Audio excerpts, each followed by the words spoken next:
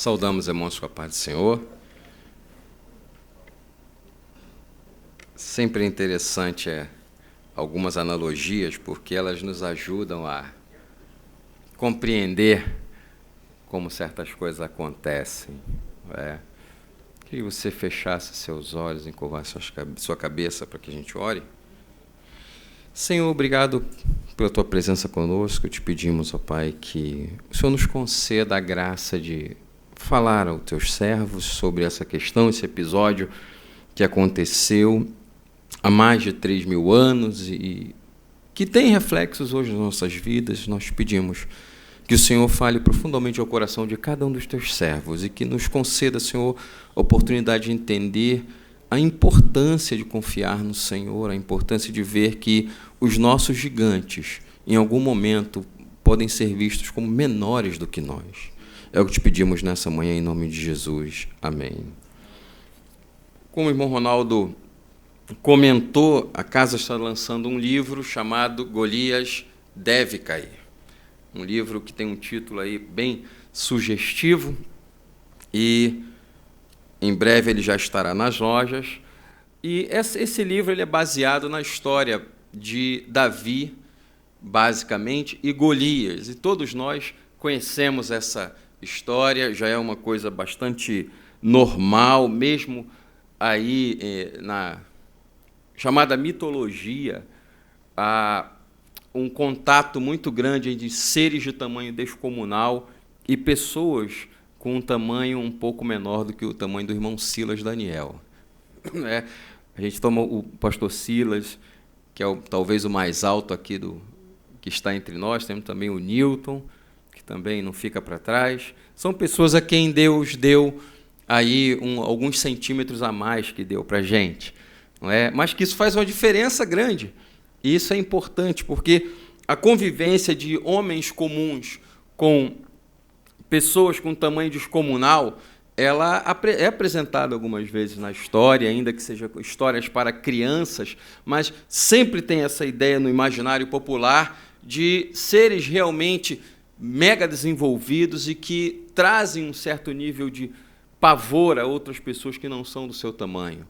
Haja vista quem aqui nunca ouviu a história de João e o pé de feijão, não é? Daquele menino que encontrou feijões mágicos e quando os fez serem enterrados para crescerem, levou aquele menino a um reino mágico onde havia um gigante burro, mas que comia gente, mas também tinha dinheiro, e no final da história a gente percebe que João consegue ali resolver o seu problema financeiro, né? Os gregos também tinham uma história com Odisseu, que na literatura latina é chamado de Ulisses, mas o nome dele era Odisseu, e daí vem a sua expressão, o nome da Odisseia.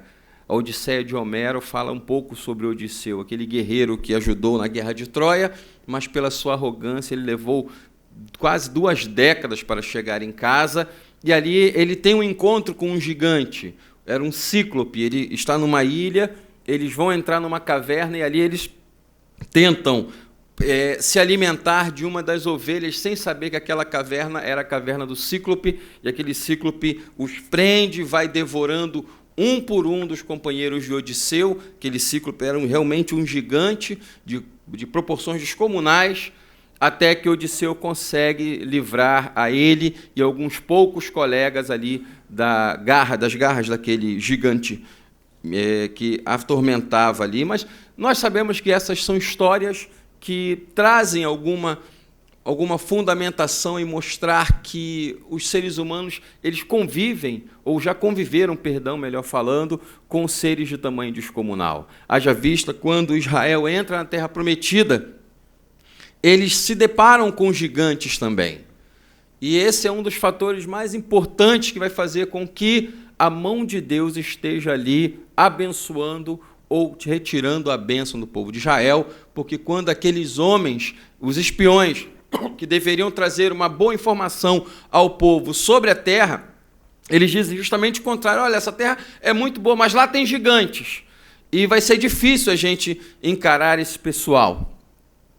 E os gigantes sempre estiveram na terra, desde a época de Abraão, Isaac e Jacó, naquelas imediações, os gigantes já existiam ali, eram pessoas de tamanho realmente descomunal, que traziam certo medo, certa apreensão, o que uma pessoa com esse tamanho, com essa força, pode fazer, ele pode dominar, pode ser violento, enfim, são questões que geralmente passam e a Bíblia não esconde que esses seres realmente existiam, esses homens de tamanho descomunal existiram. Eles não são, naturalmente, frutos da união entre um ser sobrenatural e um ser humano, como algumas pessoas costumam dizer. A Bíblia não entra em detalhes sobre como essas pessoas cresciam tanto, mas deixa claro que elas existiam, estavam ali na terra que Deus queria dar para o povo de Israel. E o povo de Israel teve que encarar esse tipo de situação em algum momento da sua vida.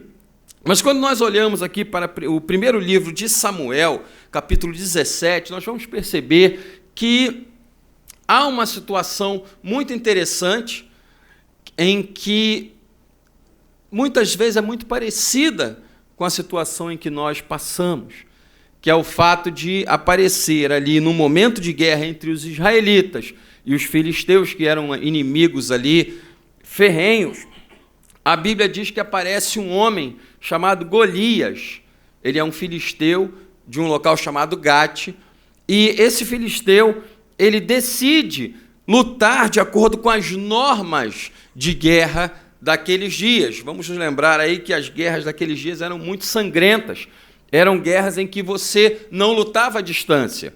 Eram guerras em que, no máximo, você conseguia atingir alguém a 1 metro da sua presença se você tivesse espada. Se você estivesse usando um arco, uma flecha, você levaria uma certa distância, mas aquela distância traria um mínimo de segurança para você. Mas no mundo antigo era diferente de como é hoje. Hoje você consegue aí, pela tecnologia militar, abater inimigos a centenas de quilômetros com mísseis ou enviando grupos de operações especiais. Você consegue fazer uma guerra cirúrgica, uma guerra diferenciada. Mas naquela época não era assim. Os combates eram muito próximos e eram muito sangrentos. Era possível que você estivesse com a sua espada e você visse pessoas decepadas do seu lado, e esse era o mundo antigo, era a guerra como funcionava naqueles dias. Mas havia uma estrutura também de guerra que dizia que, caso houvesse um campeão, um homem corajoso, um único guerreiro, em um exército que se deparasse ou quisesse enfrentar um único guerreiro do outro exército em igual potencial, aquele exército que ganhasse a guerra, representado ali naquele único homem, aquele exército seria declarado campeão. Essa regra, ela delimitava o seguinte: não precisamos matar-nos todos uns aos outros. Vamos sacrificar, de repente, uma pessoa única, e aquele que vencer a guerra, ele vai representar na sua história todos os outros vencedores. Aquele que perder, perde ele a vida e o seu povo perde tudo também. Era assim que funcionava. Então, ou você combate um homem com um homem representando todos, ou você combate todo o exército e a mortandade vai ser bem maior. E ali aparece esse homem chamado Golias. Golias, ele decide ali, talvez ele sendo orientado, ele decide aparecer ali, e a Bíblia deixa claro que eles não estavam na terra dos filisteus. A Bíblia diz que os filisteus tinham entrado ali na terra de Judá, e eles se acamparam ali no terreno que era destinado ao povo de Deus. E o povo de Israel, liderado por Saul, estava em uma banda, ou em um lado de uma montanha, os filisteus estavam em outro lado de outra montanha, um vale, diz a Bíblia, diz 1 Samuel, os separava. E à medida que o tempo vai passando, 40 dias se passam e Golias aparece no vale. Ele tem uma voz estrondosa, ele tem uma presença de espírito. É difícil não perceber o tamanho de Golias pela descrição que é trazida aqui. Dá para se calcular que Golias tinha aproximadamente 2,85 m. Ele também tinha, de acordo com o texto sagrado, uma armadura que pesava algo em torno de 57 quilos. E ele também é descrito como tendo uma lança que pesava, só a ponta da lança, pesava algo em torno de 7 quilos. Ou seja, era um tipo de instrumento de guerra que você não precisava nem furar o seu oponente. Bastava dar uma pancada que você, com certeza, já teria quebrado alguns ossos do seu inimigo e deixaria ele fora de combate. Eu costumo dizer que Golias era um moedor de carne blindado, porque ele era um camarada muito alto. Eu fiz uma pesquisa, algumas pessoas sugeriram que pelo peso da armadura de Golias, pela altura dele, ele teria algo em torno de 260 quilos. Era um homem muito alto, um homem muito forte, e ele tem no seu currículo histórico de guerras que foram vencidas por ele junto com os filisteus. Tanto que quando Davi vai falar com Saul, Saul diz para ele: olha, você é um pastor de ovelhas. Esse homem Golias, ele é um guerreiro desde a sua mocidade. E aqueles que serviram nas Forças Armadas devem conhecer um brocardo que diz que tenha preocupação com o homem velho que conseguiu envelhecer numa profissão em que quase todos morrem jovens. Golias tinha uma experiência de guerra muito grande. Tanto que ele vai e desafia os israelitas e diz: olha, não precisamos lutar todos juntos. Tragam um campeão, tem que ser um homem. Alguém que ouse me encarar, alguém que tenha coragem, tenha peito para vir aqui guerrear comigo. E se nós perdermos, se esse homem me destruir, me matar, nós, filisteus, seremos vossos servos. Mas se eu matar o campeão de vocês, vocês vão nos servir.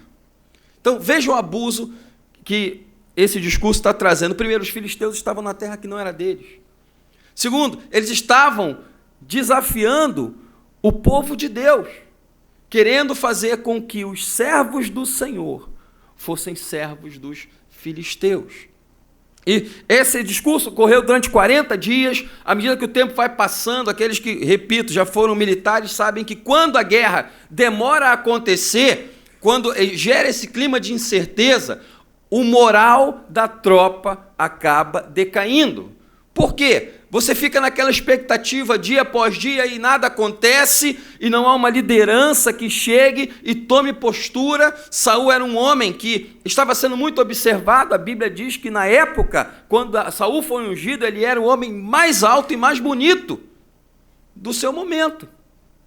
E o mais alto e o mais bonito estava preocupado porque não tinha achado alguém que pudesse ir lá combater Golias. Então observe que a situação ali do povo de Israel não era uma situação muito fácil. Nós temos um guerreiro cheio de si, um grande combatente, pronto para matar. Do outro lado, temos um exército que não tem uma pessoa que possa ir ao combate, uma pessoa que não sabe como escolher um campeão. Nós temos soldados desmotivados porque não aparece uma pessoa para resolver aquela situação.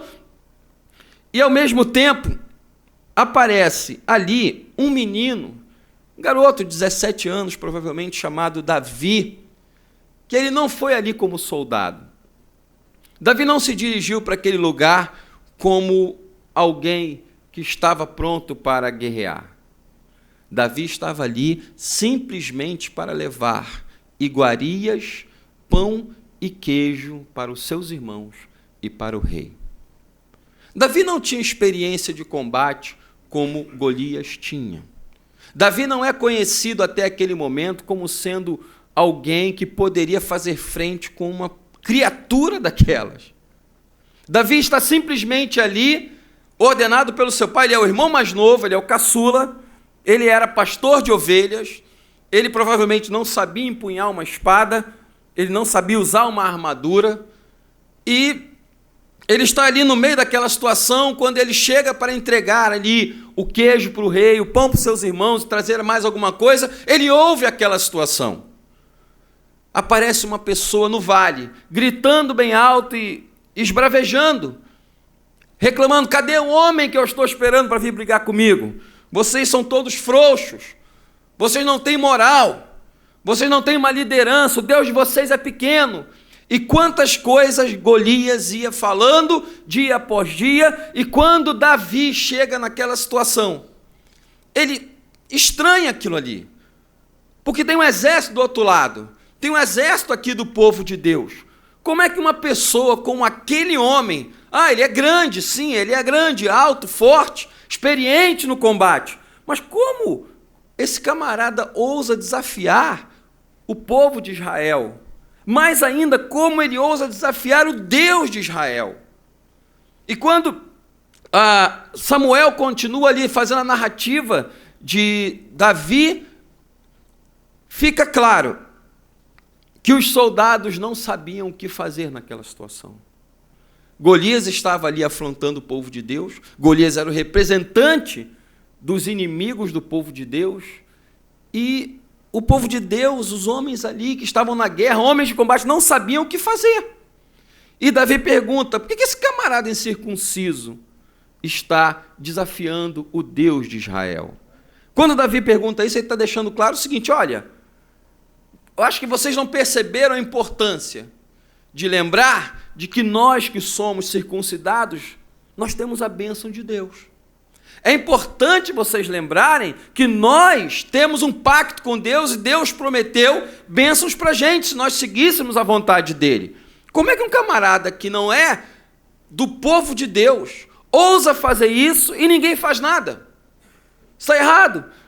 E logo o garoto, cala a boca, você não sabe o que você está falando. Esse camarada aí é muito perigoso. E Davi pergunta, qual é o prêmio para se derrotar esse camarada?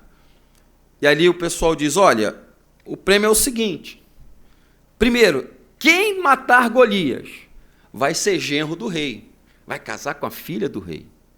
Segundo, o rei vai dar a ele dinheiro e riquezas. E terceiro, a casa do pai dele vai ser isenta de impostos. No Brasil isso seria maravilhoso. E Davi fica impressionado e, calma aí, é isso mesmo? Esse é o prêmio para enfrentar aquele camarada? E eles repetem aquilo ali e aquilo vai movendo o coração de Davi. Puxa, há um preço a se pagar, sim, mas esse preço com certeza vale a pena. Vale a pena tentar ir ao combate e enfrentar uma pessoa como esse camarada? Vale a pena. E aí, a gente vai percebendo, dentro da narrativa, que aquele garoto de entregas foi ali só para entregar queijo e pão para o rei e para os seus irmãos. Ele começa a ser movido por algo que vai além daquilo que aqueles soldados que estavam ali há 40 dias não estavam enxergando. Aqueles homens sabiam de tudo isso. Eles sabiam que o rei ia dar a sua filha como nora para o herói que matasse Golias. Eles sabiam que o rei ia dar riquezas para eles. Eles sabiam que se matasse Golias, a casa do pai deles ia ser isenta de impostos. Mas nenhum deles teve a iniciativa de ir lá e fazer conforme o rei tinha falado. Muitas vezes, desafiar e vencer Golias exige de nós uma coisa chamada iniciativa. A informação era pública, mas ninguém quis se apropriar daquela informação e fazer com que ela fosse realmente algo que pudesse ser palpável. Um garoto de entrega chamado Davi, ele ficou tão impressionado, ele disse, eu posso ir, eu encaro esse camarada. E a notícia de um garoto de 17 anos corre até chegar a Saul e mandam trazer Saul. Saul diz para ele, quem é você? Olha, eu sou Davi, filho de Jessé, o belemita. Eu vim aqui trazer pão e queijo para os meus irmãos e para o rei também. E eu vi esse circunciso falando essas coisas todas e eu quero ir lá lutar com ele. E Saul diz para ele, olha, você é um menino, com todo respeito. Você é um garoto. Esse homem é velho, ele envelheceu em guerras. Ele sabe como matar pessoas.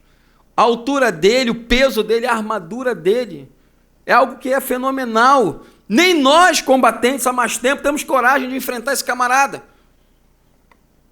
E Davi diz, olha, rei, quando eu estava pastoreando as ovelhas do meu pai, veio um leão e pegou uma das ovelhas do meu pai.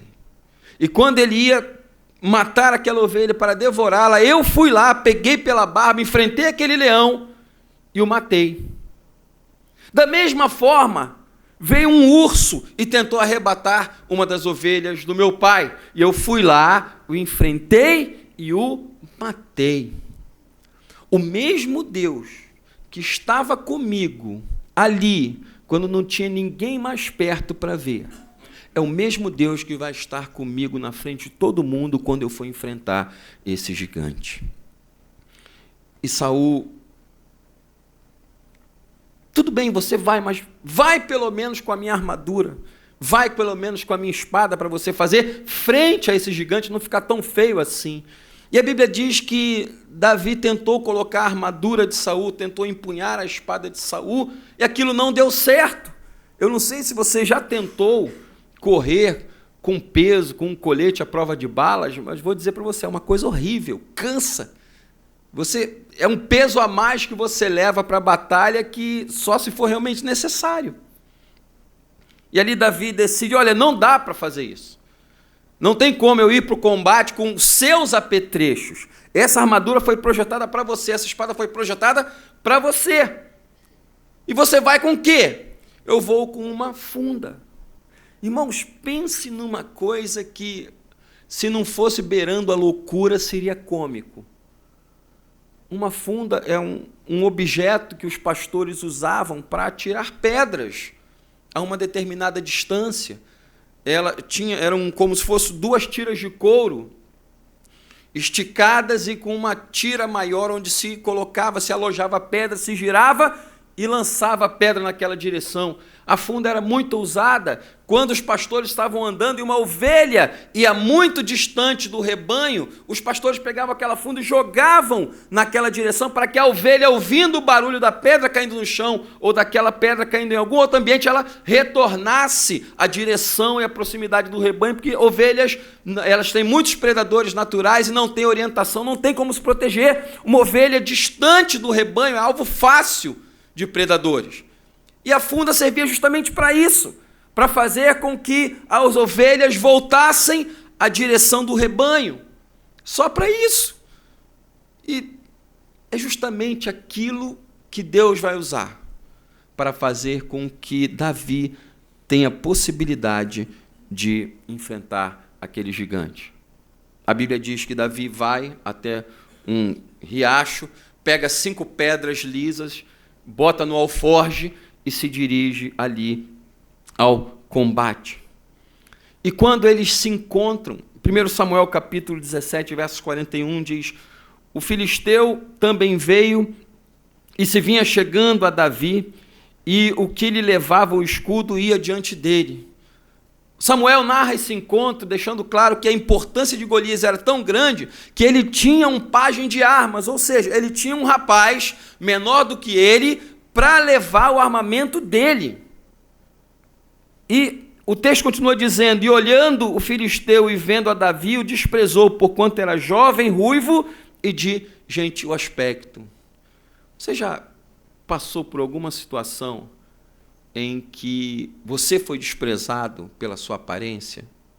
Você já passou por alguma situação em que você foi tido como de menor importância pela forma como você se veste, pela forma como você anda, pela forma como você aparenta ser? O texto diz aqui que quando o filisteu viu Davi, ele o desprezou.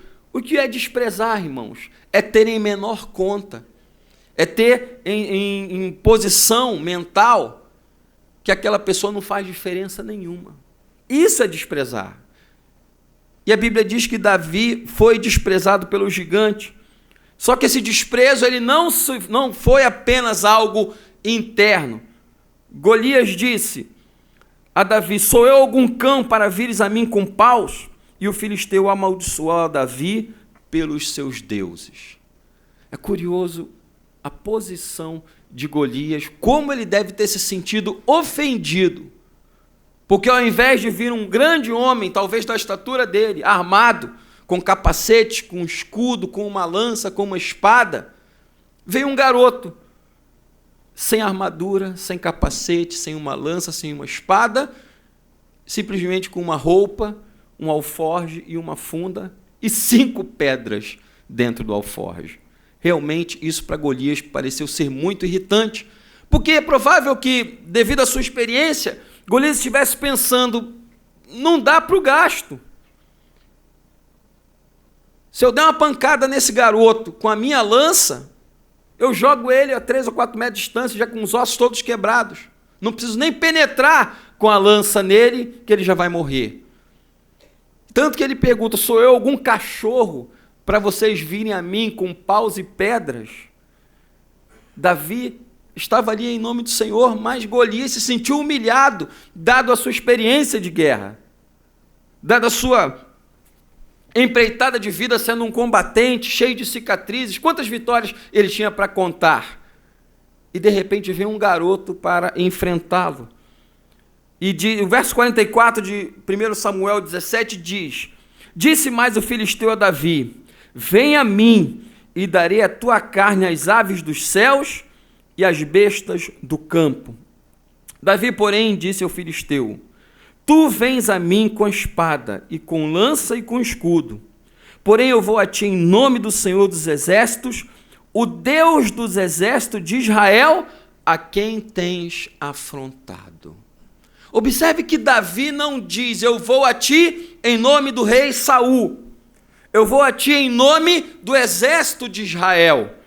Ele diz, eu vou contra você em nome do Senhor dos exércitos a quem você ofendeu. Observe que quando somos atacados pela nossa fé, quando somos atacados ou perseguidos por sermos servos de Deus, Deus está ali se fazendo presente conosco, nos guardando e nos protegendo.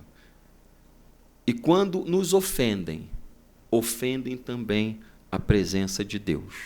Por quê? Porque a presença de Golias e o espraguejar de Golias afeta também a imagem de Deus na nossa vida. Essa é a verdade. E aí entram algumas questões que eu queria passar com vocês. Golias representa aí os nossos grandes problemas. E gigantes não nascem gigantes. Gigantes vão crescendo com o passar do tempo.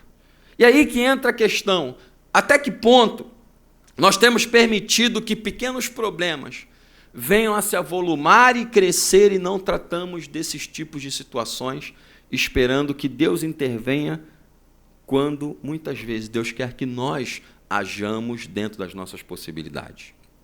Gigantes, irmãos, não nascem gigantes. Gigantes chegaram a ser gigantes? Sim, chegaram, mas eles não nasceram daquela estrutura, daquele tamanho. E nós precisamos ter um posicionamento diante de Deus de fazer a nossa parte, quando é devido àquilo que nós devemos fazer. Segundo aspecto, Golias quer a terra que Deus deu a você.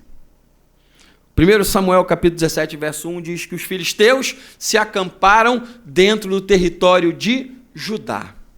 Aquela terra que Deus tinha prometido aos filhos de Israel, os filisteus estavam querendo tomar. Isso significa que Golias quer espaço na sua vida. Golias quer um pedaço da terra que Deus deu a você. Golias quer algo que Deus deu para que você administre, para que você cuide, e cabe a você defender, me permita a expressão, com unhas e dentes, a sua vocação, a sua chamada e aquilo para o qual você foi chamado por Deus. Aquela terra em que os filisteus estavam pisando, não era a terra deles. Aquele combate não aconteceu em Gaza. Aquele combate não aconteceu nas cidades dos filisteus. Aquele combate aconteceu dentro do território de Israel. Então Golias não apenas entrou na terra prometida, como ele também ficou ofendendo os moradores daquela terra. Golias, ele quer a terra que Deus deu a você. Golias quer um espaço que Deus disse que é só seu. E ele quer ocupar esse espaço, e se nós não tomarmos uma postura diante de Deus para enfrentar esse tipo de gigante, e interromper não apenas as ofensas, mas também a presença desse gigante no território que Deus nos deu, ele vai continuar lá, vai durar 10 dias, 20 dias, 30 dias, 40 dias, até que você tome uma posição diante de Deus e decida fazer algo diferente. Golias não nasceu grande, nasceu pequeno, e ele foi crescendo com o passar do tempo.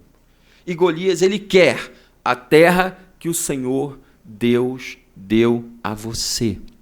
Quando nós olhamos o povo anteriormente, antes de entrar na terra prometida, Moisés decide mandar 12 espiões para olharem a terra. Eu comentei isso rapidamente aqui no início.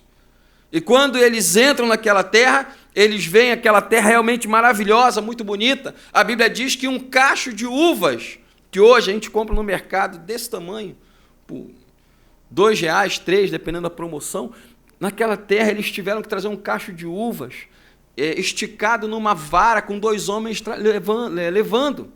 E eles levaram para o povo aquelas uvas, todos ficaram encantados.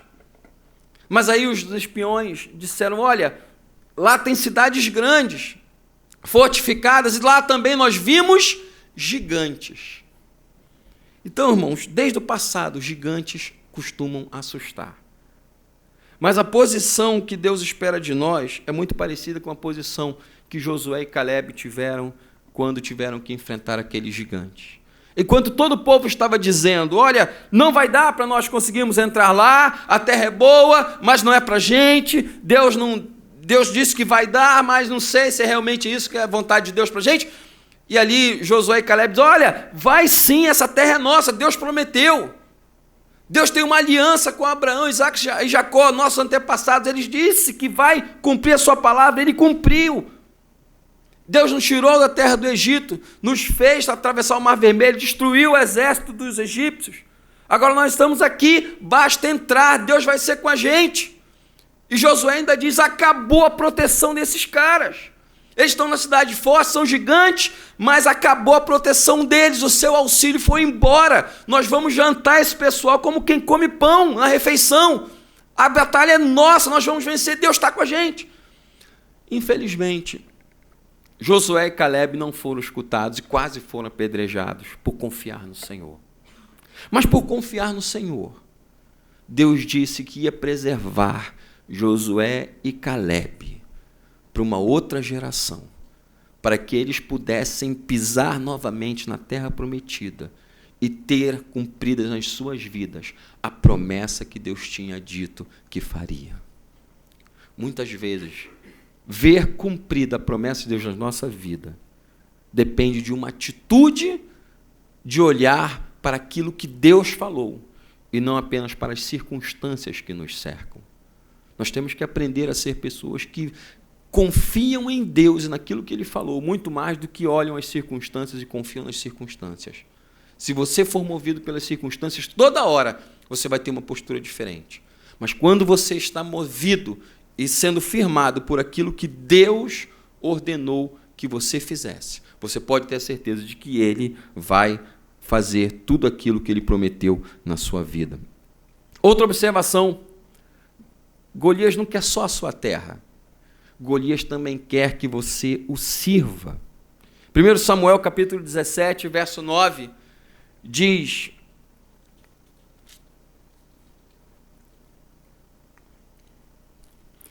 se ele puder pelejar comigo e me ferir, seremos vossos servos. Porém, se eu vencer e o ferir, então sereis nossos servos e nos servireis. Golias quer muito mais do que um pedaço de terra que você tem. Golias quer a terra toda e quer dominar você também. Eis aí o grande X da questão. Até que ponto os nossos problemas, os nossos gigantes, têm sido maiores na nossa vida do que o nosso Deus? Até que ponto nós temos permitido sermos dominados pelas circunstâncias e pelos problemas que toda hora vêm nos atingir? O que Golias queria ali é muito mais do que a terra. Ele queria que o povo de Israel, que deveria estar servindo ao Senhor, servisse aos filisteus. Golias, ele quer que você se dobre diante dele, se encurve e sirva a ele como quem serve a Deus. E Golias também ofende a imagem de Deus em você. Quando nós lemos 1 Samuel, capítulo 17, verso 43, nós vemos que Golias amaldiçoou a Davi pelos seus deuses. A atitude de Golias era muito direta, muito mais do que desejar que os israelitas servissem aos filisteus, e muito mais do que tomar a terra dos israelitas. Golias também queria ofender a imagem de Deus em Davi, e os nossos problemas também desejam ofender a imagem de Deus na nossa vida. E aí qual vai ser a nossa postura? Como que nós vamos encarar os nossos gigantes? Primeiro aspecto, devemos nos lembrar de que para aqueles que enfrentam os seus gigantes e os vencem, há uma recompensa. Quando nós lemos 1 Samuel capítulo 17, verso 25, vemos lá a narrativa dos soldados dizendo, olha, aquele que ganhar esse gigante vai casar com a filha do rei, vai ser um cara rico, e a casa da família dele não vai precisar pagar impostos. Existe uma recompensa? Sim, existe uma recompensa. Aí você pode estar pensando, mas Alexandre, Davi não foi meio interesseiro em se oferecer para o combate? Olhando essas recompensas, irmãos, Deus nunca foi contrário a que nós sejamos recompensados por vencer desafios. Deus nunca foi contrário a dar recompensas àqueles que confiam nele. Deus nunca foi contrário para abençoar aqueles que acreditam que a mão de Deus é por nós e que nós podemos fazer alguma coisa em prol do reino dele. Deus sabe que nós também somos movidos por objetivos positivos e que nos levam a receber recompensa? Sim, é claro que sim. Não há problema algum nisso. Tanto que, não raro, Deus muitas vezes fala com o seu povo. Olha, façam isso que eu vou abençoar vocês. Curioso, quando muitas vezes Deus é tão didático que ele chega e diz, olha, eu coloco diante de você a bênção e a maldição. E Deus diz, escolha a bênção para que você viva. Ou seja, Deus dá a prova na sua mão e diz, olha, questão A e questão B, marca B. Irmãos, mais didático do que isso, impossível. Não tem como reclamar. E tem gente que erra. Deus está falando, olha, questão A, primeira pergunta, a bênção e a maldição está diante de vocês. Qual que você quer? Letra A, maldição. Letra B, bênção. E Deus ainda vai do lado, marca B. Irmãos, não, aí tem gente, ainda tem crente que reclama que Deus não está sendo com ele. Por favor, vamos crescer. Não há pecado em sermos recompensados por Deus. A carta aos Hebreus deixa claro que sem fé é impossível agradar a Deus, porque é necessário que aquele que se aproxima de Deus creia que ele existe. E como é que termina o versículo? Que ele é galardoador daqueles que o buscam. Ou seja, Deus recompensa aqueles que o buscam. Quando nós lemos o livro de Samuel e vemos lá a vida dos filhos de Eli, garotos que tinham sido criados na igreja, criados no ambiente ministerial, decidiram ofender a Deus, decidiram fazer tudo o que era errado aos olhos do Senhor. E o pai deles não estava fazendo nada. Deixa, são garotos, e enfim. E um dia Deus envia um profeta para falar com aquele homem, Eli, o pastor presidente da igreja, da congregação de Israel. Ele diz, Eli, eu escolhi você e a tua família para estarem diante de mim. E qual foi o valor que vocês deram a essa escolha? Nenhum. Você ouve teus filhos fazendo um monte de pecados, você não faz nada. E quer saber de uma coisa? Eu já ordenei que a tua casa seja extinta. Vocês não vão mais ministrar diante de mim. Sabe por quê, Eli? Porque aqueles que me honram, eu honrarei.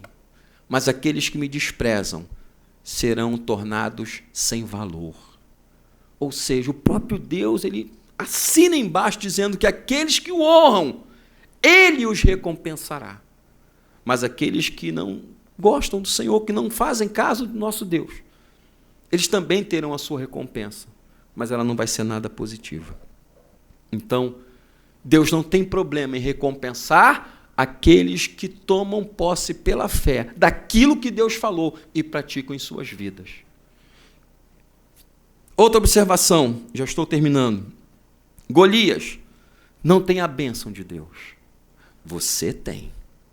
A Bíblia diz que quando Golias aparece lá naquele acampamento, no vale, e começa a gritar, Davi pergunta, o que esse incircunciso está fazendo? Esse cara não tem a bênção de Deus, o pacto de Deus com Abraão não alcança esse homem. Por que ele está na nossa terra? Ofendendo o nosso povo, ofendendo o nosso Deus. A bênção de Deus, irmãos, não está com o seu problema. A bênção de Deus precisa estar na sua vida. E é isso que tem que fazer diferença.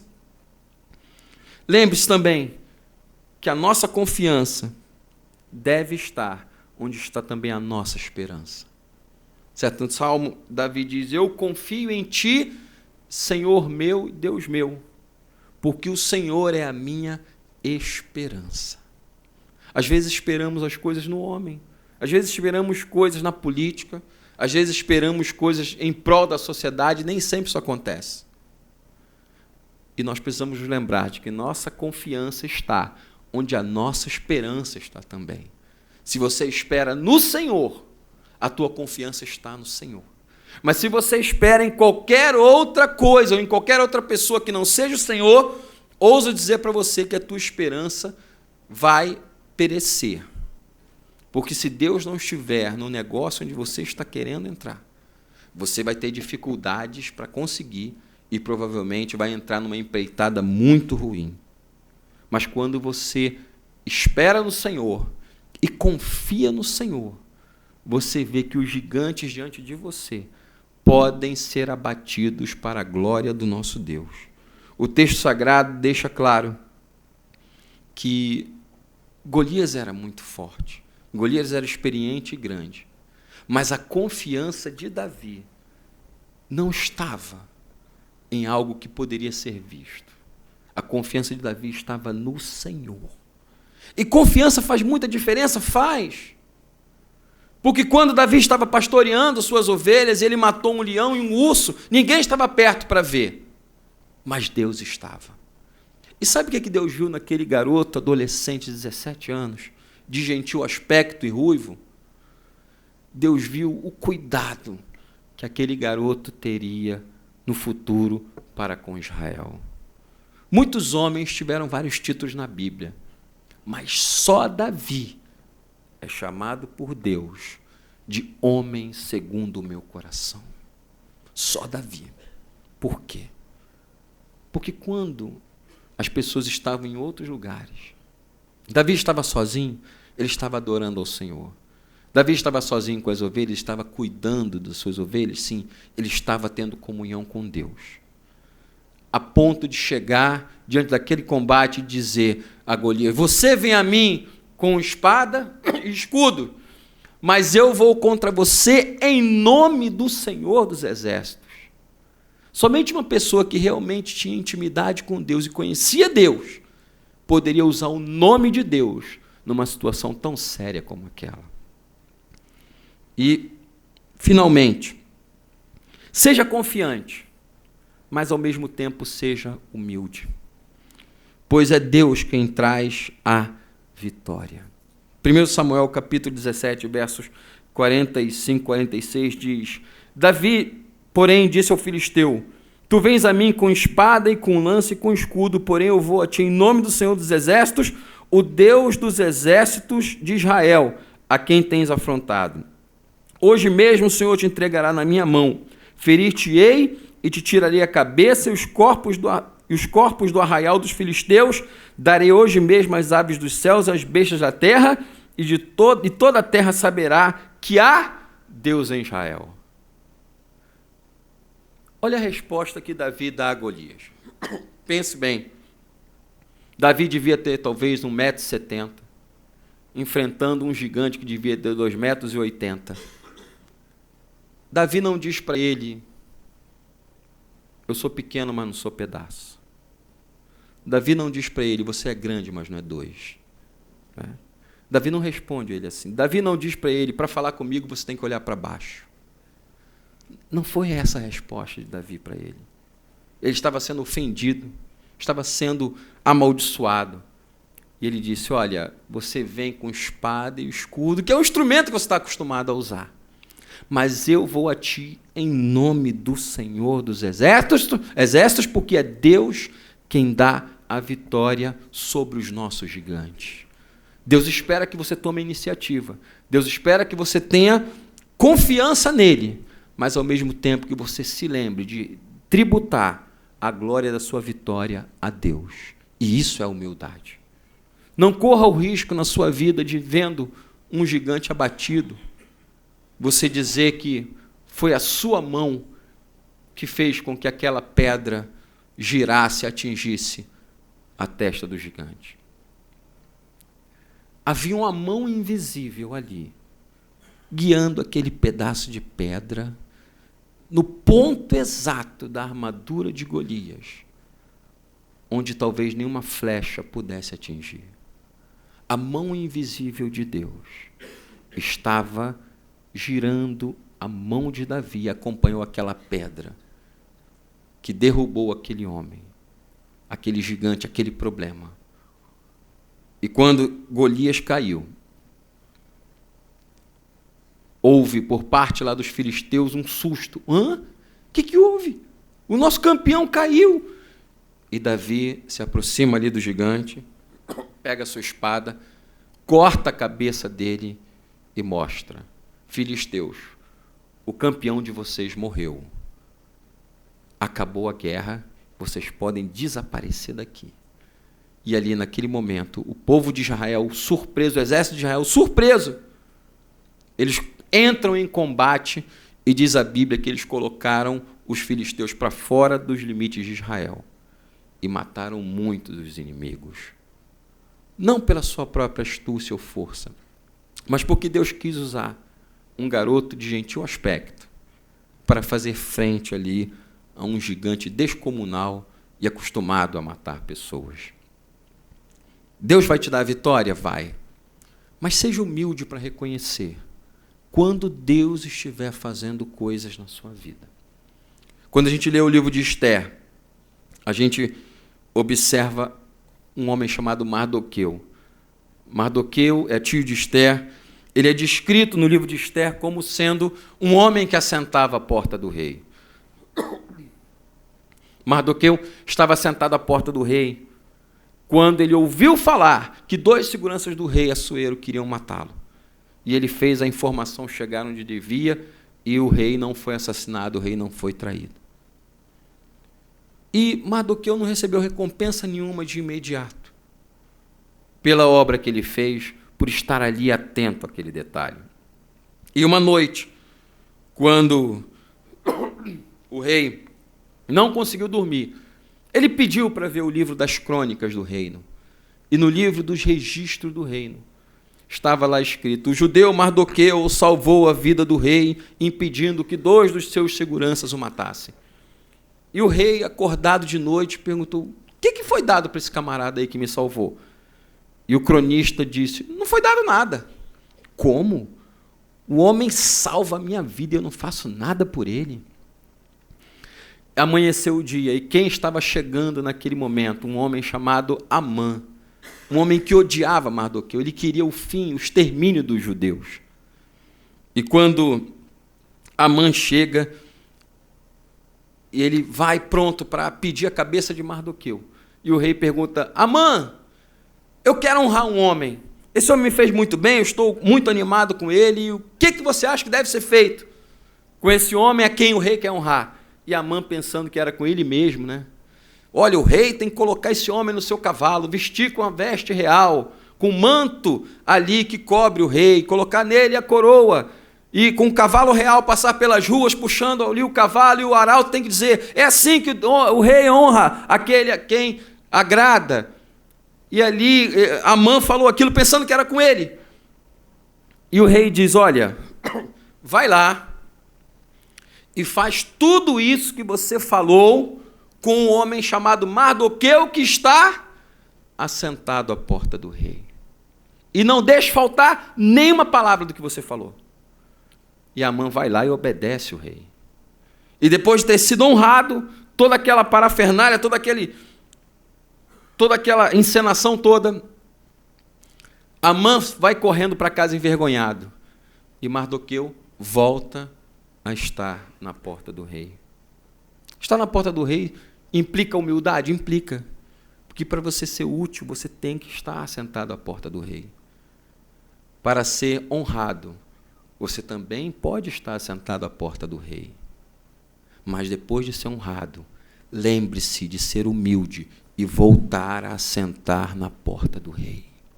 Não é porque Deus te distinguiu, que você foi honrado, que você deve ser uma pessoa arrogante, marrenta, de nariz em pé.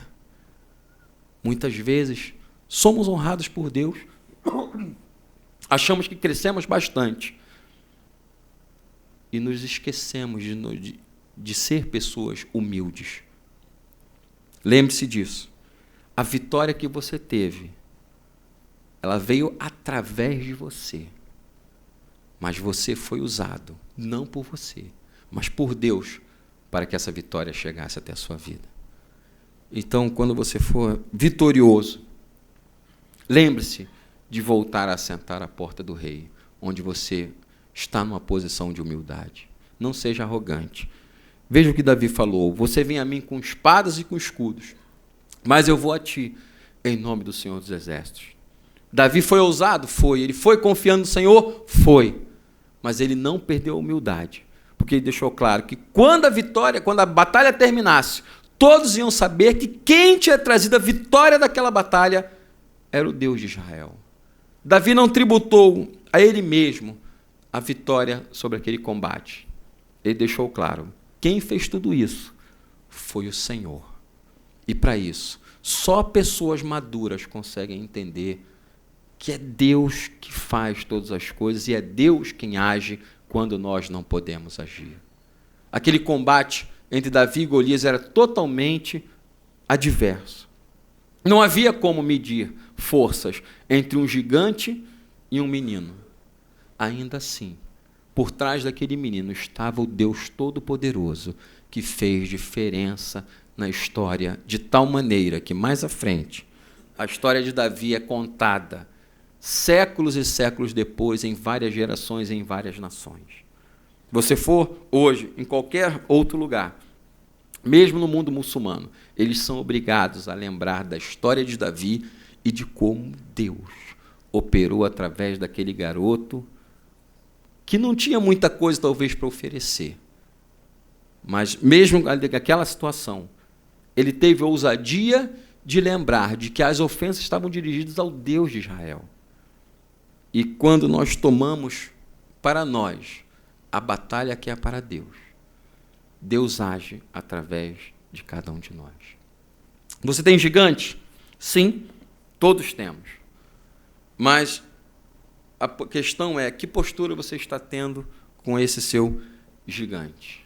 Até que ponto você tem sido empurrado para fora da posição que Deus te deixou, por causa de um gigante que está gritando com você? Até que ponto você tem tido medo e esquecido de servir ao Senhor para servir ao gigante que está gritando no seu ouvido? É isso que Ele quer. Ele quer um pedaço da sua terra, Ele quer que você seja escravo dele, e Ele quer ofender a imagem de Deus na tua vida. Mas se você fizer como Davi, acreditar que é possível ser usado por Deus para fazer diferença e derrotar gigantes, você vai ter uma grande recompensa, muito além daquilo que você está pensando.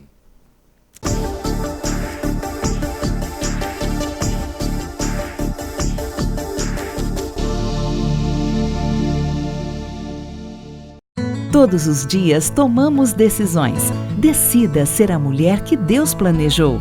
Leia as 10 melhores decisões que a mulher deve tomar e encontre o seu lugar no plano de Deus. Um produto com a qualidade CPAD.